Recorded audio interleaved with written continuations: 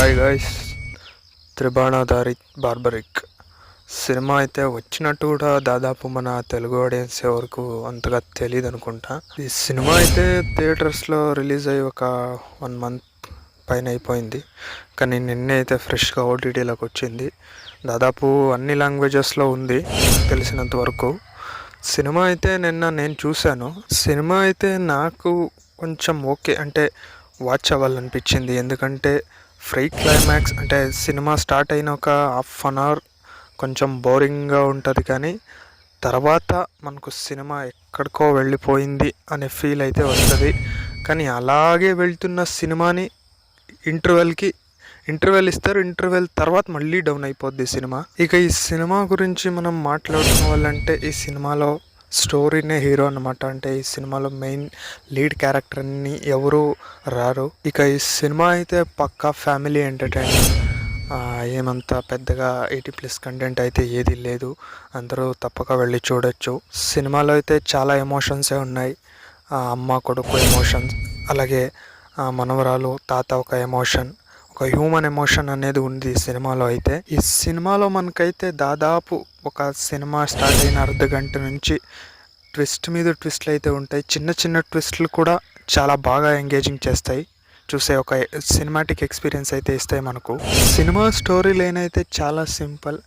కనిపించకుండా పోయిన మనవరాల కోసం తాత ఎలా వెతుకుతాడు అనేదే సినిమా స్టోరీ. ఈ సినిమాలో క్యారెక్టర్స్ మధ్య బిల్డ్ చేసిన ఎమోషన్స్ అయితే చాలా బాగుంటాయి.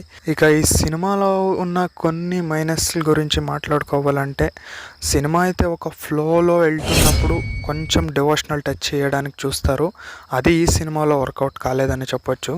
ఇక ఈ సినిమా గురించి మొన్న ఒక ఈవెంట్లో మాట్లాడుతూ రాజాసాబ్ డైరెక్టర్ మారుతి గారు కూడా చెప్పారు. అంటే త్రిబాణధారి బార్బరిక్ సినిమా అనేది ఆ టైటిల్ అనేది క్యాచీగా లేదు, చేంజ్ చేసుకోమని కూడా చెప్పారంట. ఇక టెక్నికల్గా కూడా కొన్ని మిస్టేక్స్ అయితే ఉన్నాయి సినిమాలో.